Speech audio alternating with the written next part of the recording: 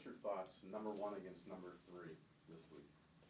We're just going into it like it's a regular game. You know, we can't, you know, play into the media and how they're trying to hype the game up or whatever. It's a regular game. It's just as if we were playing Valparaiso. We're prepared the same, and you know, regardless of who we're playing. You would not want us to hype it up then?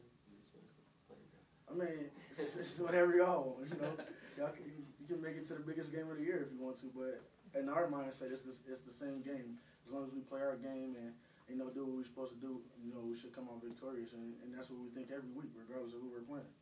What's the biggest challenge that their offense presents to you guys? I mean, watching them on film, you know, they're a real good team. You know, they're real disciplined. You know, they really don't make too many mistakes. Therefore, you know, we can't make too many mistakes on our end. So if we want to stay in the game and be in the game at the end of the game to win the game, we have to limit our mistakes throughout the game. What makes Jensen so good? He's completed 70% of his passes so far. His offensive line protects him well. I think they only gave up 2 sacks so far this year. Yeah. You know, so that's a good thing, and you know that's a good thing for him. And I think that helps him. It also helps him because he got a strong arm and can make basically all the throws.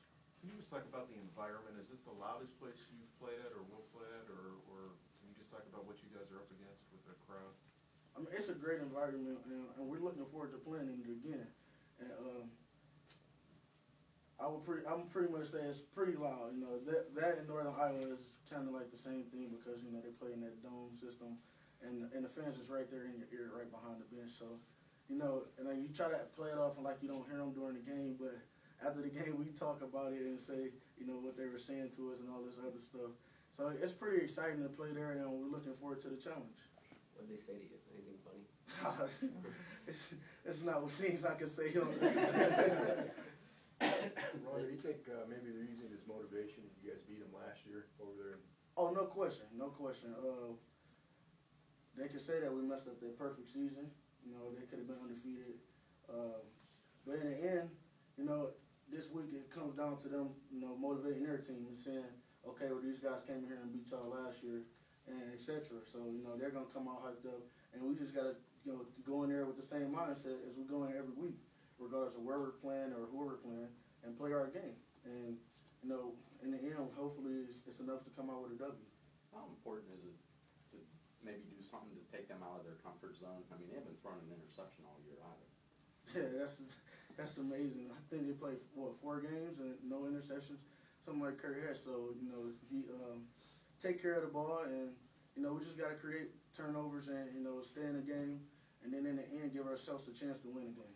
Aronde, I know you said it's just an ordinary game, but from a media standpoint, it's number 1 against number 3. It's the biggest game at the FCS level this weekend. Can you just talk about that? I mean, is it still an ordinary game?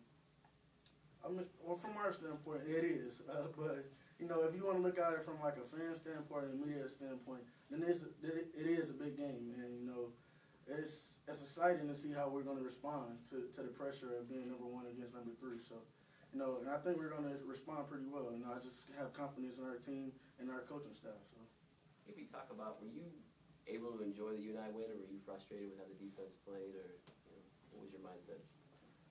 Originally, after the game, I was enjoying it. You know, any win is a good win. Afterwards, the next day, kind of felt like we played a great first half. You know, we kind of held them to 7 points where they gave up the cheap touchdown at the end of the first half. But in the second half, we didn't come out and we didn't play with the same intensity. We didn't play with the same discipline that we were taught to, and you know it showed. And you know they made the game closer than what it could have been. You know, so this week we're just focusing on coming out, playing, and doing what we're supposed to do and what we're taught to do. You guys have probably faced a little bit more adversity in terms of being down, in terms of having to fight back, having the big game, you know, having to fight back against UNI. How much of that is going to be an advantage for you guys coming up? I mean, every game is different. You know, it takes its different tolls in different parts of the game in different situations. If it comes down to the point where we're down, I have no doubt that we have the confidence, you know, to keep fighting and keep coming and try to take the lead and win the game ultimately. What do you view as your defense's biggest weakness, and how can you improve on whatever honestly, it's just the mental mistakes.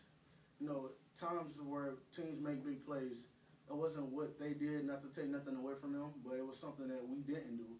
And, you know, whether that's not playing with our hands, looking at the wrong keys, just simple mistakes that we control. So, like I said, if we limit that and do what we're supposed to do and the things that we were taught, then I think we should be pretty successful on Saturday.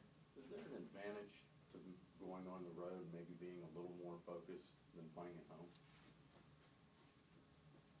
I think it's a win-lose situation. I mean, ultimately, you'll like to be at home with your friends, with your fans behind you, and the school support and stuff. But also, like you said, you could get focused and not a lot of distractions around you. So, you know, that's a good thing. But the downside is we don't have as many fans there to support us. Would you, maybe talk about building a powerhouse in a state like North Dakota. I mean, would you have thought about going to North Dakota to play football? I mean, no. I mean, you know, it's just, I guess it depends on the athlete and what they're looking for. You know, me personally, I honestly never heard of North Dakota State until I came here. So, you know, but. So does it make it impressive that, they'd be able to build a powerhouse in a place where, recruits aren't, it's not like Miami, Florida or something? Right, no doubt. You know, that says a lot about their program and their coaching staff. You know, and once you build that program into the way you want it to be and it's successful like that, then that says a lot about the program and the facilities and the coaching staff and everybody that plays a part in their organization.